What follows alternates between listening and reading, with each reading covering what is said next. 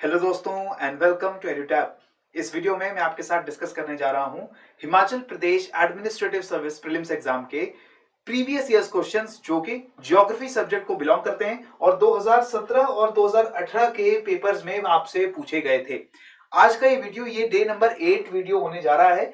इससे पहले हमने पहले 5 दिन आपके साथ पॉलिटी सब्जेक्ट के एमसीक्यूज को डिस्कस किया था और डे 6 एंड 7 मैंने ज्योग्राफी के 2016 और 17 के पेपर्स के एमसीक्यूज को आपके साथ डिस्कस किया है। अगर आपने वो वीडियोस नहीं देखी हैं तो ऊपर दिए गए लिंक पर जाकर के उन वीडियोस को भी आप एक बार जरूर देखिए। सीक्वेंस में हम सारे प्रीवियस ईयर्स क्वेश्चंस को आपके साथ डिस्कस कर रहे हैं। ठीक है, तो इस वीडियो को शुरुआत करते हैं फटाफट। लेकिन उससे पहले आप सभी लोगों को मैं बता देना चाहता हूं कि एडुटैप सभी एस्पिरेंट्स के लिए, हिमाचल प्रदेश एडमिनिस्ट्रेटिव सर्विस के एस्पिरेंट्स के लिए कोर्सेज लेकर आया है।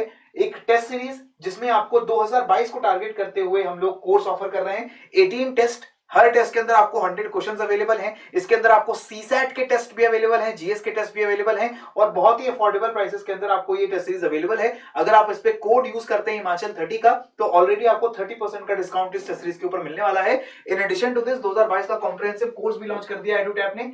इसके साथ सीसेट का स्पेसिफिक कोर्स भी अवेलेबल है क्योंकि बहुत सारे एस्पिरेंट्स को सीसेट के सब्जेक्ट को लेकर के ज्यादा वरीज होती हैं। तो अगर आप चाहें तो इन तीनों कोर्सेज के बारे में नीचे दिए गए डिस्क्रिप्शन बॉक्स को अगर चेक करते हैं तो वहां पे और इन्फॉर्मेशन आपको मिल जाएगी, लिंक्स मिल जाएंगे, उन पे जाकर के आप इन कोर्सेज के बारे में और जानकारी पा सकते हैं। ठीक है, अब हम आज की वीडियो को स्टार्ट करते हैं फटाफट। सबसे पहले क्वेश्चन नंबर 1 आपके सामने है। ये 2017 के पेपर में पूछा गया क्वेश्चन है। क्वेश्चन में देखिए इंडिया के रिसोर्सेज से जुड़ा हुआ इंफॉर्मेशन आपकी टेस्ट की जा रही है। Koraput has rich deposits of what? Koraput, Koraput की जगह आपको पता होनी चाहिए, ओडिशा में कोरापुट लोकेटेड है। तो ये जो कोरापुट है ये किस मिनरल के लिए फेमस है? Options are bauxite, copper, iron ore और मिका। अब Koraput is world famous for the deposits of bauxite. जब भी हम एनसीईआरटी पढ़ें, जहां पे कोई भी स्टैंडर्ड सोर्स पढ़ें, वहां पर आपको जब बॉक्साइट मिनरल की प्रोडक्शन की बात आती है तो हम वहां पर देखते हैं कि ओडिशा, हमारे देश का जो राज्य है ओडिशा, वो एक लार्जेस्ट बॉक्साइट प्रोड्यूसर है इंडिया का। ठीक है, और कोरापुट डिस्ट्रिक्ट जो है उड़ीसा की, वहां पर लाइमस्टोन एंड बॉक्साइट जिससे एल्यूमिनियम बनता है, ये मिनरल सबसे ज्यादा मिल रहा है। ठीक है, मैप के अंदर भी आप देख सकते हो दीज आर दी फील्ड्स जहां पर बॉक्साइट की सबसे ज्यादा मात्रा पाई जाती है। ये फील्ड्स में आपको मध्य प्रदेश, छत्तीसगढ़, झारखंड और उड़ीसा की डिस्ट्रिक्ट्स मिलेंगी। इसके साथ southern Orissa and northern Andhra Pradesh, coastal belt of Goa, Karnataka and Tamil Nadu, वहां पर आपको बॉक्साइट के सबसे ज्यादा फील्ड मिलते हैं। इसमें कोरापुट के अलावा कालाहांडी, संबलपुर, बोलांगीर, ये डिस्ट्रिक्ट्स भी इंपॉर्टेंट है। नोट कर लीजिए, ऐसे क्वेश्चंस आपको प्रीलिम्स में हर साल देखने को मिलते हैं जो इंडिया की किसी एक मिनरल या किसी एक माइन के ऊपर आते हैं। ठीक है, 2017 का एक क्वेश्चन आया, कोरापुट के अलावा कालाहांडी, संबलपुर, बोलांगीर जिले हैं उड़ीसा के, लोहारदागा झारखंड में, कटनी, जबलपुर एंड बालाघाट इन मध्य प्रदेश, और Colaba, Thane, Ratnagiri, Satara, Pune and Kolhapur in Maharashtra. These are the important centres for production of bauxite in India. ठीक है जी, आगे बढ़ते हैं, क्वेश्चन नंबर 2 की बात करते हैं। विच of the following valleys lies between the Dhauladhar and Pir Panjal ranges? Atlas से पूरा पूरा उठा करके क्वेश्चन पूछा गया। अगर आपने एटलस को ध्यान से देखा होता, एटलस में जो हमारी माउंटेन रेंजेस हैं, उन माउंटेन रेंजेस को हमने देखा होता। मैं आपको कई बार बोल चुका हूं, बोला है मैंने कि आपको दिन में कम से कम 10 मिनट हर दिन देना चाहिए एटलस के ऊपर। इंडिया के मैप्स हो, वर्ल्ड मैप्स हो, उनको आप 10 मिनट 5 मिनट सोने से पहले अगर आप एक बार देख लेते हो तो बहुत इजीली आप ये सारी जो रेंजेस हैं, ये सारे जो रिसोर्सेज हैं, इनको देख सकते हो। इनको आपका पूरी इनकी जो पोजीशन है आपके माइंड में क्लियर हो जाती है। तो यहां पर हमें ऑप्शंस दिए गए, बाढ़ वैली, बड़ा बंगाल वैली, कियारादून वैली एंड पब्बर वैली। अब इन सभी वैलीज में से आपको पता होना चाहिए कि धौलाधार और पीर पंजाल के बीच में कौन सी वैली लाई करेगी। अगर हर वैली की एग्जैक्ट लोकेशन आपको नहीं पता है, तब भी हम इतना तो जानते हैं कि जो कारादून वैली है ये लोअर हिमाचल में पड़ने वाली वैलीज हैं। बाघ वैली है लोअर हिमाचल में पड़ने वाली वैलीज है। ये वैलीज धौलाधार के भी साउथ में पड़ती हैं। ठीक है, इसके बाद पब्बर वैली की बात करें तो Pabbar valley is again in the lower Himachal, गुम्बा के रीजन में आपको ये पब्बर वैली देखने को मिलेगी। सो करेक्ट आंसर यहां पर हमारा बन जाता है ऑप्शन बी, बड़ा बंगाल वैली। ठीक है, बड़ा बंगाल वैली यहां पर हमारा करेक्ट आंसर है। कांगड़ा की डिस्ट्रिक्ट में नॉर्दर्न टिप पे बिल्कुल आपको बड़ा बंगाल वैली मिलती है, located between Mandi and Chamba and Dhauladhar and Punjab ranges in the Ravi river valley. इस मैप में अगर मैं आपको दिखाने की कोशिश करूं, now this is your Pir Panjal range. I hope आपको विजिबल है, ये हमारी पीर पंजाल रेंज है और ये है हमारी धौलाधार रेंज। ठीक है। अब ये पीर पांजाल रेंज और धौलाधार रेंज के बीच में जो नैरो लोकेशन है कांगड़ा के जो नॉर्दर्न हिस्सा है वहां पर चेनाब की वैली और रावी रिवर की वैलीज पड़ती हैं। ठीक है, this is the region of Chenab and Ravi river valleys. और इसी रीजन में आपका बड़ा बंगाल वैली भी पड़ता है, बड़ा बंगाल का गांव भी पड़ता है। हिमाचल की सबसे जो डिफिकल्ट ट्रैक्स हैं उन डिफिकल्ट ट्रैक्स में से एक है आपका Bara Bangal track, right. Next comes question number 3। Shingola pass के ऊपर क्वेश्चन आ गया। Shingola is the name of which pass? Shingola Himachal के हाई ऑल्टीट्यूड पासेस में से एक पास है। हिमाचल और जम्मू कश्मीर का जो लद्दाख रीजन है, यानी लद्दाख यूटी अब अलग हो चुका है, लद्दाख यूटी और हिमाचल को जोड़ता हुआ जो जास्कर पास है उसको हम लोग शिंगोला पास के नाम से जानते हैं। इसके अलावा बारालाचा पास भी हमारे लद्दाख के इलाके को जोड़ने वाला है। रोहतांग पास लाहौल स्पीति में एंट्री करने के लिए जो मंडी की वैली है, जो हमारी मनाली की वैली है, उससे आगे पड़ता है। फिर हमारा जलोरी पास है। All these pass they are in the southern parts of Himachal. और ये जो जास्कर पास है ये बिल्कुल नॉर्दर्न पार्ट में पड़ता है। करेक्ट आंसर है हमारा ऑप्शन यहाँ पर ए। ठीक है, अगर मैं हिमाचल के शिंगोला पास की बात करूं, उसको जास्कर नाम से भी जाना जाएगा। 5000 मीटर अबव सी लेवल इसका ऑल्टीट्यूड हो जाता है। जम्मू कश्मीर और हिमाचल प्रदेश के बीच में पड़ने वाला पास है and it's long distance footpath linking Zanskar and Lahaul used often by locals and trekkers alike. So this pass is located somewhere around here. ये हमारा पास जास्कर वैली में एंट्री करने का पास है। एक तरीके से जो हमारे हिमाचल का लाहौल स्पीति का ऊपर का जो रीजन है इसको कनेक्ट करता है into the Ladakh region of Ladakh UT. ठीक है, तो ये हमारा पूरा रीजन बन जाता है। बिल्कुल हाई ऑल्टीट्यूड हिमालयाज में मिलने वाला ये पास है। व्हीकल से भी क्रॉस करना इस पास को बहुत ज्यादा आसान नहीं होता है। ठीक है, आगे बढ़ते हैं, बात करते हैं क्वेश्चन नंबर 4 की। Now this question is a very simple question again related to the Atlas.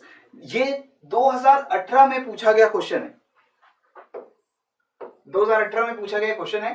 Question के अंदर हमें क्या बोला गया, कुछ कंट्रीज के नाम दिए गए, उन कंट्रीज के कॉरेस्पॉन्डिंग कितने टाइम जोन्स हैं वो टाइम जोन्स हमें बताए गए और हमें बोला गया कि मार्क करो, ठीक है, कि कौन सी कंट्री के कितने टाइम जोन्स हैं। अब यहां पर अगर आप टाइम जोन्स को देखोगे तो ऑब्वियसली आपको लगेगा कितना डिफिकल्ट क्वेश्चन है, कैसे इस क्वेश्चन को सॉल्व किया जा सकता है। पर दोस्तों यहीं पे मैं आपको ये बताने जा रहा हूं कि ज्योग्राफी के सब्जेक्ट में हर चीज को पढ़ना जरूरी है लेकिन हर चीज को याद रखना जरूरी नहीं है। यहां पर मैं ये नहीं आपसे एक्सपेक्ट करता हूं कि आप France, US, south Africa, UK सबके टाइम जोन्स को याद कर लो। नहीं, ऐसा आपको नहीं करना है। आपको याद क्या करना है, आपको याद करना है हर कोर्स के अंदर, हर एनसीईआरटी में, हर जो आपको नोट्स मिलते हैं उसके अंदर ये चीज आपको बताई जाती है कि कौन से देश का highest number of time zone है। Highest number of time zones किस कंट्री के हैं, तो इसका आंसर मिल जाता है हमें फ्रांस। फ्रांस के बाद नंबर आता है रशिया का। क्लियर हो गया। अब फ्रांस में हमें पता है highest number of time Jones है और फ्रांस एक ऑप्शन दिया गया है चारों कंट्रीज में। इसका मतलब ये हुआ कि अगर फ्रांस के highest number of time zone है तो यहां पर जो हाईएस्ट नंबर है वो फ्रांस का होना चाहिए, नहीं होना चाहिए? बिल्कुल होना चाहिए। तो मैं यहां पे फ्रांस को मैच कर देता हूं 12 नंबर से, फ्रांस को मैं मैच कर देता हूं विद नंबर 2। क्लियर हो चुका, क्योंकि आई एम श्योर कि फ्रांस के highest number of time zone है और वो यहां पर जो हाईएस्ट नंबर है वो मुझे 12 दिख रहा है, इसलिए 12 आंसर होना चाहिए फ्रांस का। ठीक है जी। अब ये फ्रांस नंबर 1 जहां भी नंबर 2 से मैच है वही हमारा ऑप्शन बनना चाहिए। 3 ऑप्शन एलिमिनेट हो गए, यहां पे एक ही ऑप्शन बच रहा है जो हमारा करेक्ट आंसर है, आंसर नंबर सी।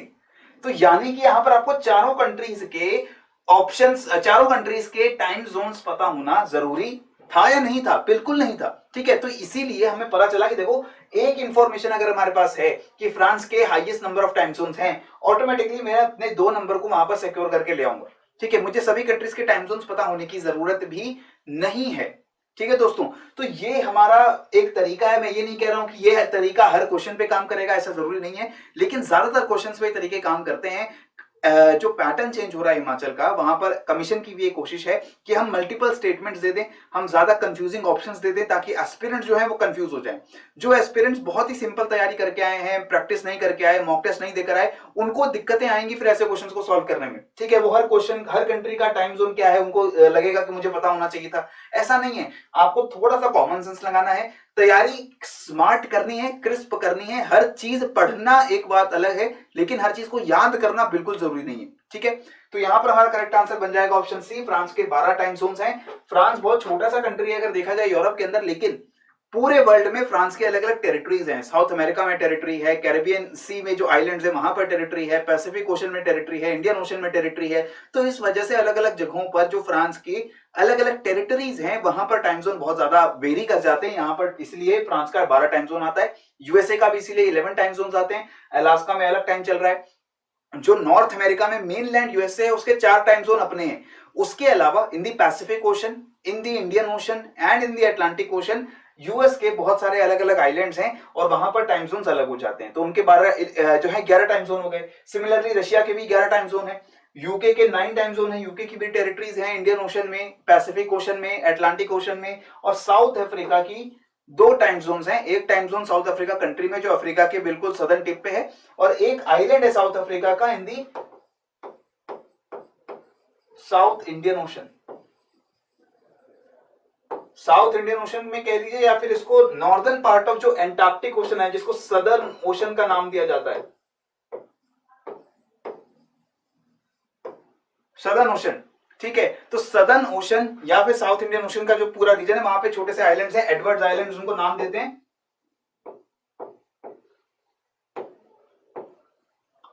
राइट। और ये हमारे साउथ अफ्रीका की टेरिटरी है, वहां पे एक अलग टाइम जोन आता है, 2 टाइम जोन है साउथ अफ्रीका के, राइट। तो ये हो गई कुछ इंटरेस्टिंग सी बात। अब आगे बढ़ते हैं, बात करते हैं क्वेश्चन नंबर 5 की। मॉनसून से जुड़ा हुआ क्वेश्चन है। एचपीएस के पिछले सालों में हमने देखा है 1 या 2 क्वेश्चन मॉनसून से जुड़े प्रीलिम्स में तो आ ही जाते हैं, अगर प्रीलिम्स में नहीं आए तो मेंस में जरूर देखने को मिलेगा, ठीक है। तो मॉनसून के बारे में क्वेश्चन है, इसको ध्यान से पढ़ना है दोस्तों। विच थ्योरी और concept on the origin of monsoon states that the monsoons are produced due to differential heating of continents and ocean basins। Monsoons को एक्सप्लेन करने के लिए, मॉनसून्स क्यों बनते हैं, कैसे आते हैं, इसको एक्सप्लेन करने के लिए बहुत सारी थ्योरीज आ रखी हैं। क्लासिकल थ्योरी है, डायनामिक थ्योरी है। तो ये जो अलग अलग थ्योरीज है वो अलग अलग कॉन्सेप्ट से, अलग अलग तरीकों से एक्सप्लेन करती है मॉनसून क्यों आ रहा है। तो यहां पूछा है कि कौन सी ऐसी थ्योरी है जो हमें बताती है कि मॉनसून आने का कारण क्या है, मॉनसून क्यों आते हैं, कि अलग तरीके से हीटिंग हो रही है, डिफरेंशियल हीटिंग हो रही है कॉन्टिनेंट्स की और ओशन बेसिन्स की, लैंड मासेस की और जो वाटर बॉडीज हैं, ओशन है, उनकी अलग अलग तरीके से हीटिंग हो रही है। ये कारण है मॉनसून आने का। कौन सी थ्योरी ऐसा कहती है? ऑप्शंस देख लेते हैं। Dynamic concept of Flohn, thermal concept of Halley, jet stream theory, air mass theory. अब हीटिंग की यहां पे बात हो रही है। अगर मैं बिल्कुल ज्योग्राफी का मुझे ज्यादा आइडिया नहीं होता, मैं देखता कि देखो यहां हीटिंग की बात हो रही है, हीटिंग गर्मी की बात हो रही है, और यहां पर एक थर्मल कॉन्सेप्ट भी लिखा हुआ है। तो क्या ये आंसर हो सकता है? फॉर्चुनेटली यही आंसर है। Correct answer is thermal concept of Halley. अब मैं ये जो तरीका आपको बता रहा हूं ये कोई बहुत अच्छा तरीका नहीं है, ये गेस वर्क है। ज्यादा अच्छा तरीका क्या होगा कि आप लोगों ने अच्छी तैयारी की हो मॉनसून के बारे में, इन सभी कॉन्सेप्ट्स के बारे में आपने पढ़ा हो, एनसीईआरटीज में भी दे रखे हैं, या फिर कोई कोर्स आप लेते हैं एडुटैप का या किसी दूसरे इंस्टीट्यूट का भी, तो वहां भी आपको ये सारी थ्योरीज बताई जाती हैं, इनका बेसिक कॉन्सेप्ट बताया जाता है। तो यहां पर थर्मल कॉन्सेप्ट जो हेली है उन्होंने दिया था, उन्होंने कहा था कि देखो दरअसल होता क्या है, ये हमारा हिमालयाज है, ऐसे हम साउथ की तरफ जाते हैं, इंडिया का सदर्न पोर्शन है, फिर ये इंडियन ओशन है, और सिमिलरली जब गर्मियों का समय होता है तो ये जमीन ज्यादा गर्म हो जाती है, हवा ओशंस की तरफ से चलती है लैंड की तरफ, क्योंकि यहां लो प्रेशर बन जाएगा, है ना। जो सी ब्रीज की हम बात करते हैं कि जमीन जब ज्यादा गर्म हो गई, हवा फिर जमीन के ऊपर गर्म हो जाएगी, ये हवा क्या होगी, ऊपर उठना स्टार्ट कर देगी। हवा ऊपर जाएगी तो ये ओशंस की तरफ से हवा लैंड की तरफ आएगी और अपने साथ मॉइस्चर लेके आएगी और रेनफॉल कर देगी। उल्टा होगा विंटर्स में। विंटर्स में क्या हो रहा है कि ये जो जमीन है ये जल्दी ठंडी हो गई, जमीन जल्दी ठंडी हो गई, इसकी वजह से जो हवा जमीन के ऊपर थी वहां पर हाई प्रेशर बन जाएगा, जो हवा ओशंस के ऊपर थी वहां लो प्रेशर बनेगा, और हवा जो है ऑपोजिट डायरेक्शन में फ्लो करेगी from land towards the sea, north east monsoon बन जाएगा, और यहां पर साउथ वेस्ट मॉनसून। और ये जो कॉन्सेप्ट है इसको हमने नाम क्या दिया, थर्मल थ्योरी और thermal concept by Edmund Halley. Edmund Halley ने 1686 में ये कॉन्सेप्ट दे दिया था। और उस टाइम पे बहुत पुरानी ये बात हो गई, 400 साल पहले की बात हो गई। तो उस टाइम पे हमें इतना ही पता था कि जमीन और पानी अलग अलग तरीके से गर्म ठंडे होते हैं, उसके कारण ही मानसून आ रहे हैं। बाद में हमें पता लगा कि जेट स्ट्रीम है, एयर मास है, तिब्बत का रोल है और भी दूसरे बहुत सारे अल नीनो, ला नीना जैसे फिनोमिना है जिसकी वजह से मानसून के ऊपर इंपैक्ट पड़ता है। ठीक है, अब आगे बढ़ते हैं, नेक्स्ट क्वेश्चन देखते हैं। Question number 6 says arrange the following soil types of India from high to low in terms of percentage share in total area। Basically question के अंदर पूछा जा रहा है कि ये जो 4 सॉइल टाइप्स दी गई हैं, इन सॉइल टाइप्स को हाईएस्ट से lowest in terms of area के ऑर्डर में आपको अरेंज करना है। जिस सॉइल का सबसे ज्यादा एरिया आपको पता है उसको आप पहले रखेंगे और ऐसे आप डिसेंडिंग ऑर्डर में सारी सॉइल्स को अरेंज करेंगे। अब black soil, red soil, laterite and desert soil, ये 4 सॉइल्स के नाम हमको यहां पर दिए गए हैं। अब यहां पर अगेन क्या हमें हर सॉइल का परसेंटेज शेयर मेमोरी में रखना पड़ेगा, याद रखना पड़ेगा? ऐसा बिल्कुल नहीं है। हमें सारी सॉइल्स के एरिया को परसेंटेज वाइज याद रखने की जरूरत नहीं है। यहां पर परसेंटेज शेयर दिया गया ऐसा कोई मतलब नहीं है। हमें ऑर्डर पता रहना चाहिए। ऑर्डर क्या है? सबसे पहले आती है हमारी एलुवियल सॉइल। ठीक है, alluvial soil more than 40% area जो है हमारी पूरी कंट्री का कवर करते हैं। और एलुवियल सॉइल के बाद जो सॉइल्स का नंबर आता है वो सॉइल्स है हमारी रेड सॉइल, हमारी ब्लैक सॉइल, एरिड सॉइल और बाकी जो दूसरे हमारी माउंटेन फॉरेस्ट सॉइल्स हैं। ये हमें टॉप 3 या टॉप 4 सॉइल्स का भी अगर एरिया ऑर्डर याद है तो हम उससे अपना पूरा ऑर्डर यहां पर डिराइव कर सकते हैं। अब यहां पर अगर हम देखें ऑप्शंस को तो ऑप्शंस में हमें दिख रहा है कि फर्स्ट नंबर पे 1 या 2 ब्लैक या रेड सॉइल का नाम आना चाहिए। ठीक है, अब ऑटोमेटिकली हमें पता है कि इन दोनों सॉइल्स में red soil is the soil जो कि ज्यादा एरिया कवर करती है। इस ऑर्डर में हमने देख लिया है रेड सॉइल ज्यादा एरिया कवर करती है। तो इसका मतलब क्या हुआ कि ऑटोमेटिकली मैं ऑप्शन ए को एलिमिनेट कर सकता हूं, बी को एलिमिनेट कर सकता हूं। करेक्ट आंसर क्या बनेगा? सी या डी में से। ठीक है, अब मुझे लेटेराइट और डेजर्ट सॉइल के जो ऑर्डर है वो आपको पता होना चाहिए। यहां पर डेजर्ट सॉइल ज्यादा एरिया कवर करती है। करेक्ट आंसर है हमारा 2 1 4 3। ठीक है, हमने ऑटोमेटिकली 2 ऑप्शंस को इसी बात पे एलिमिनेट कर दिया था कि हमें टॉप 3 सॉइल्स का ऑर्डर पता है। ठीक है, अगर हम सारी सॉइल्स का ऑर्डर देखें तो यहां पर हमें पता चलता है एलुवियल सॉइल 40% एरिया कवर करती है, लार्जेस्ट सॉइल ग्रुप है इंडिया का। इसके बाद नंबर आता है रेड सॉइल का with around 19%, then black soil with 15% और उसके बाद फॉरेस्ट सॉइल अराउंड 9%, 8.5% हमारी कवर करती है। और ये जो फॉरेस्ट सॉइल है this is also mountain soil. ठीक है, और इसके बाद बात आती है लेटेराइट और डेजर्ट, बहुत ही क्लोज नंबर है, बहुत ही क्लोज नंबर है, 4.3%, 4.3% लेटेराइट और डेजर्ट सॉइल दोनों का। यहां पर एचपी कमीशन ने हमें बोला कि नहीं देखो डेजर्ट सॉइल वो ज्यादा एरिया कवर करती है 4.32% and that is why the correct answer is option C. लेकिन अब ये जो क्वेश्चन है वो थोड़ा सा कंट्रोवर्शियल भी हो गया। कुछ सोर्सेज में जो ये नंबर है डेजर्ट सॉइल का वो कम रखा गया लेटेराइट सॉइल से, लेकिन एनसीईआरटी की अगर हम बात करें तो वहां पे this is the correct order. ठीक है, तो इसलिए हमारा करेक्ट आंसर क्या बन गया? Option number C. लेकिन हमें बिल्कुल बिल्कुल top 3 soil groups alluvial, black and red, इनका ऑर्डर जरूर पता होना चाहिए। ठीक है जी, आगे बढ़ते हैं, बात करते हैं question number 7। Which of the following is the largest tribal group of India? Tribal group के क्वेश्चन आते रहे हैं पिछले सेशंस में। हमने देखा पूछा गया था कि इसमें से कौन सा जो स्टेट्स के अंदर कोल ट्राइब की ज्यादा नंबर हमें देखने को मिलते हैं। इसमें पूछा गया है कि हमें लार्जेस्ट ट्राइबल ग्रुप इंडिया का क्या है। इसका मतलब है कि सेंसस के हिसाब से किस ट्राइबल ग्रुप की सबसे ज्यादा पॉपुलेशन हमें मिलती है इंडिया में, वो हमारा आंसर होना चाहिए। ऑप्शंस हमें दिए गए हैं भील, गोंड, संथल एंड थारू। अब यहाँ पर थारू का जो ट्राइबल ग्रुप है वो इंडिया में बहुत ज्यादा नहीं मिलता है, ज्यादातर ये नेपाल के देश में मिलते हैं थारूस, और इसके अलावा जो हिमालयन स्टेट्स है इंडिया में वहां भी थारूस कम्युनिटी मिलती है।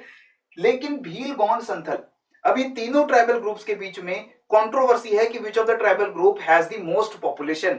कुछ सोर्सेस कहते हैं कि Gonds are the most popular tribal group in India. अगर हम 2011 के सेंसस की बात करें जो कि 10 साल पुराना सेंसस है, तो वहां पर बोला गया है कि लगभग 8 लाख से ज्यादा लोग जो इंडिया में रहते हैं वो गोंड ट्राइबल ग्रुप को बिलोंग करते हैं। और इसी वजह से कुछ सोर्सेस कहते हैं कि Gond is the tribal group which is the largest और most popular tribal group in India. लेकिन कमीशन ने हमें यहां पर आंसर दिया था भील।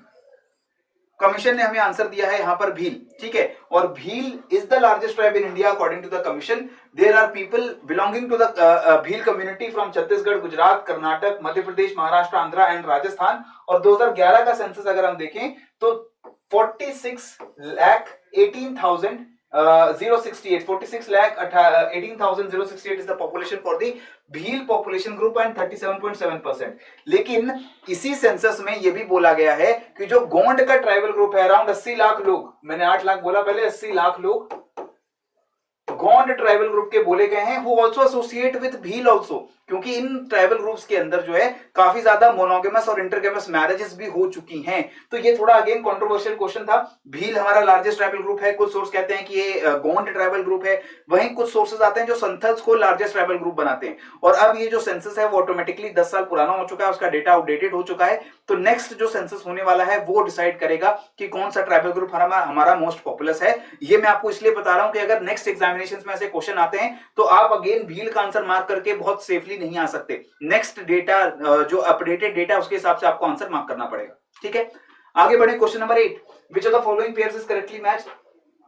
काल बैसाखी वेस्ट बंगाल में आती है, मैंगो शावर्स कर्नाटक में, ब्लॉसम शावर्स केरला में और नॉर्थ वेस्टर हरियाणा में। ये हमारे चारों जो ऑप्शंस दिए गए हैं, Kal Baisakhi, mango shower, blossom shower, north wester, all 4 of these they are pre monsoon showers, pre monsoon storms.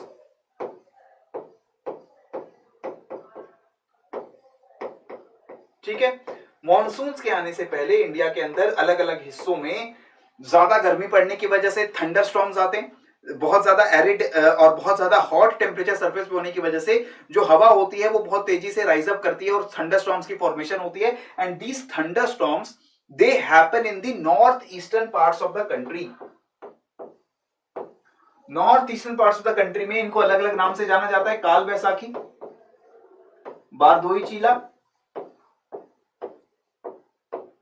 और नॉर्वेस्टर।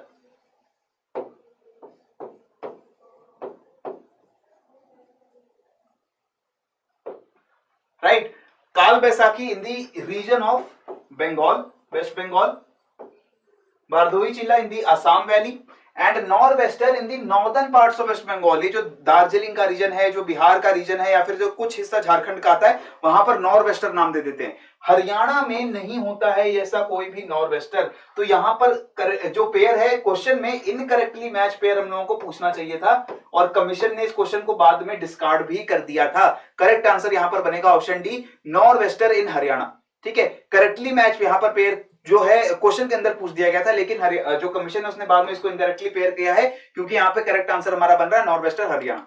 राइट, और अगर मैं सभी इन स्टॉर्म्स की बात करूं, नॉर्थ ईस्टर्न पार्ट्स में स्टॉर्म्स आते हैं, इनको हम बारदोई चीला बोल रहे हैं असम के अंदर, हम इनको बंगाल के अंदर बोल रहे हैं काल बैसाखी, नॉर्दर्न पार्ट्स में हम बोल रहे हैं इनको दी नॉर्वेस्टर। वहीं इसी मौसम में अरेबियन सी की तरफ से आने वाली विंड्स की वजह से कर्नाटक और केरला में जो शावर्स होते हैं, जो रेनफॉल होती है मॉनसून से पहले, उसको हम मैंगो शावर या फिर ब्लॉसम शावर के नाम से जानते हैं। और कर्नाटका में और केरला में उनको यही नाम दिए जाते हैं हमारे, mango showers in Karnataka and blossom showers in Kerala. Right, correct हो चुका है। आगे बढ़ते हैं, क्वेश्चन नंबर 9 की बात करें। अगेन यहां पर वेजिटेशन दे दी गई इंडिया की और परसेंटेज दे दिया गया।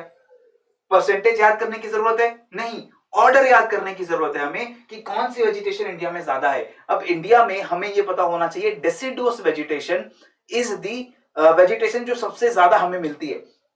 इस वजह से अगर आप ऑप्शंस देखो, ट्रॉपिकल एवरग्रीन, सब tropical, tropical moist deciduous, tropical dry deciduous, यहां पर जो परसेंटेजेस दी गई हैं, इन परसेंटेजेस में जो टॉप 2 परसेंटेज है 37 एंड 28, ऑटोमेटिकली ये दोनों डेसिडुअस से मैच करनी चाहिए। और अगर मैं यहां पर ऑप्शंस देख रहा हूं तो मुझे ऑप्शंस में दिख रहा है आउट ऑफ 4 ऑप्शंस एक ही ऑप्शन है जिसमें ए इज मैच्ड विद 1। ठीक है, तो ये हमारा ऑप्शन ट्रॉपिकल एवरग्रीन को 37% से मैच कर रहा है, ये हमारा करेक्ट ऑप्शन नहीं हो सकता। ऑप्शन ए को हम क्या कर देंगे, यहां पर एलिमिनेट कर देंगे। ठीक है, उसके बाद सी या डी में से जो सी और डी ऑप्शन है इसमें 1 और 2 दोनों मैच होने चाहिए, क्योंकि सबसे ज्यादा इंडिया की वेजिटेशन जो है वो आपकी 50% से ज्यादा वेजिटेशन डेसिडुअस है। तो 1 और 2 should be match with C and D. C और डी से 1 और 2 कहां मैच हो रहे हैं, बी और डी ऑप्शन में। तो मैंने यहां पर सी ऑप्शन को भी एलिमिनेट कर दिया है। ठीक है, अब मुझे पता है कि 3 और 4 ये मेरे ए और बी का तो ऑर्डर सेट हो चुका है 3, 4। अब मुझे ये पता होना चाहिए कि सी और डी में से किसकी परसेंटेज ज्यादा है, मॉइस्ट डेसिडुअस या ड्राई डेसिडुअस। तो यहां पर आपको मैं बता दूं कि the most dominant vegetation in India is tropical moist deciduous vegetation and therefore the correct answer is option B, 3412। ठीक है, यहां पर हमारी 12% ट्रॉपिकल एवरग्रीन वेजिटेशन है, 9% लगभग 10% हमारे सब ट्रॉपिकल है, 37% मॉइस्ट डेसिडुअस है और 28% हमारी ट्रॉपिकल ड्राई डेसिडुअस वेजिटेशन है। This is the table also जो मैंने आपके सामने रख दिया है। ठीक है, यहां पर आप देख सकते हो percentage wise 37% is moist deciduous forest, 28.6% is dry deciduous forest, और एवरग्रीन फॉरेस्ट की बात करें तो वो 8% के अराउंड जाता है, सेमी एवरग्रीन 4%, और जो हमारी सब ट्रॉपिकल वेजिटेशन है, this is subtropical vegetation, pine, dry, broad, इनको सबको मिलाकर के ये अराउंड 9% के अराउंड नंबर आता है। ठीक है, और ये मैप है जो एनसीईआरटी के अंदर हमें दिया भी गया। अगर इस मैप को भी अगर आप देख रहे हो तो आप देखोगे कि जो डेसिडुअस वेजिटेशन है लाइट ग्रीन कलर में, इंडिया का सबसे बड़ा हिस्सा इसी वेजिटेशन के द्वारा कवर किया गया है। ठीक है, तो automatically the most of the vegetation in India is deciduous, और यहां पर भी आप बहुत आसानी से अपने आंसर तक पहुंच सकते थे। ठीक है, last question of the day की अब दोस्तों बात कर लेते हैं। विच of the following pair does not match correctly, गलत पेयर कौन सी है वो आपको यहां पर बताना है। हमें कुछ वाटर बॉडीज के नाम दिए गए और किस स्टेट में वाटर बॉडीज पड़ती हैं वो हमें पूछा गया है। Mahim bay in Maharashtra, Kori creek in Gujarat, Mal bank in Gujarat and point Calimere in Kerala. अब यहां पर कंफ्यूज करने के लिए दो ऑप्शंस में हमें गुजरात का नाम दिया गया है। कई एस्पिरेंट्स को शायद लगेगा कि इन दोनों में से कोई एक पेयर गलत होगी, लेकिन अनफॉर्चुनेटली कमीशन ने यहां पर आपको फंसाने की कोशिश की। फंसना हमें नहीं था, गुजरात में ही दोनों ये वाटर बॉडीज पड़ने वाली हैं। करेक्ट आंसर है यहां पर पॉइंट कैलीमेर, जो कि केरला में नहीं तमिलनाडु में पड़ता है। Right, and therefore the correct answer is option D. और ये पॉइंट कैलीमेर अपने आप में एक वाइल्ड लाइफ सेंचुरी भी है तमिलनाडु की। राइट, तो अगर हम देखें ये इन सभी वाटर बॉडीज की लोकेशन, तो माहिम बे मुंबई के जो आइलैंड्स हैं वहां पर माहिम के रीजन के पास this is a bay which is known as your Mahim bay. Right, ये हमारी माहिम बे है। इसके बाद अगर हम गुजरात में आते तो गुजरात का जो कच्छ का इलाका है जो पाकिस्तान के साथ बॉर्डर शेयर करता है, वहां पर हमारी बॉर्डर लाइन में इंटरनेशनल जो हमारा बॉर्डर है वहां पर पड़ती है हमारी कोरी क्रीक। ठीक है, कच्छ के आइलैंड्स में यहाँ पर स्वाम्पी पूरा एरिया है, टाइडल बोर्ड्स आते रहते हैं, यहाँ पर ज्वार भाटा में एरिया सबमर्ज हो जाता है दिन के आधे टाइम। ये है हमारी कोरी क्रीक। कोरी क्रीक के अलावा यहाँ पर सर क्रीक का रीजन है, काजार क्रीक का रीजन है, और ये पूरा रीजन जो है वो बीएसएफ के द्वारा पेट्रोल किया जाता है, न्यूज में भी रहता है कई कारणों से। फिर माल बैंक की अगर बात करें, जो हमारी गुल्फ ऑफ खंबात है, गुजरात का जो सदर्न रीजन है, दिस इज द पार्ट। ठीक है, ये वाला जो पार्ट है दिस इज और गुल्फ ऑफ खंबात, और इस गुल्फ ऑफ खंबात में सूरत का जो कोस्ट है, इस कोस्ट को हम नाम दे रहे हैं माल बैंक। ठीक है, इस कोस्ट को हमने क्या नाम दिया है, माल बैंक। नेक्स्ट हमारा जो पॉइंट कैलिमेरी रीजन है तमिलनाडु का, this is the point Calimere region. Point Calimere region, अगर हम तमिलनाडु का मैप देखते हैं तो हमें साउथ इंडिया के मैप में ऐसे देखने को मिलेगा कि एक ऐसे नाक सी बनती है। राइट, और ये जो नोज का टिप है, this tip is your point Calimere in Tamil Nadu. Kerala जो है वो तो हमारी वेस्टर्न कोस्ट पे पड़ता है। क्लियर हो चुका? So this is the 10 question जो हमें 2017 और 18 के अंदर ज्योग्राफी के पूछे गए थे, और इसी के साथ इस सेशन को मैं यहां पर ओवर कर रहा हूं। एंड आई होप आपने इस सेशन को एंजॉय किया होगा। अगर आपने एंजॉय किया है तो जरूर इस वीडियो को लाइक करिए। इस वीडियो में कमेंट करके मुझे बताइए कि इन 10 क्वेश्चंस में से कितने क्वेश्चंस ऐसे थे जो आपको आते थे और बिना एक्सप्लेनेशन के आप उन क्वेश्चंस को सॉल्व कर सकते थे। वो नंबर क्या होने वाला है वो कमेंट सेक्शन के अंदर लिखकर मुझे बताओ, ताकि मुझे पता लगे कि कितना समय मुझे आगे जो मैं पीवाईक्यूज डिस्कस करूंगा उसमें आपकी एक्सप्लेनेशन के ऊपर जो है मुझे स्पेंड करना है। अगर आप में से ज्यादातर लोग इन क्वेश्चंस को पहले से जानते थे तो इसका मतलब है कि मुझे बहुत ज्यादा एक्सप्लेनेशन के ऊपर टाइम देने की जरूरत नहीं पड़ेगी। Otherwise I will explain these questions in a bit more detail. ठीक है, और इसी के साथ मुझे दीजिए इजाजत। पढ़ते रहिए, बढ़ते रहिए। जय हिंद एंड जय भारत।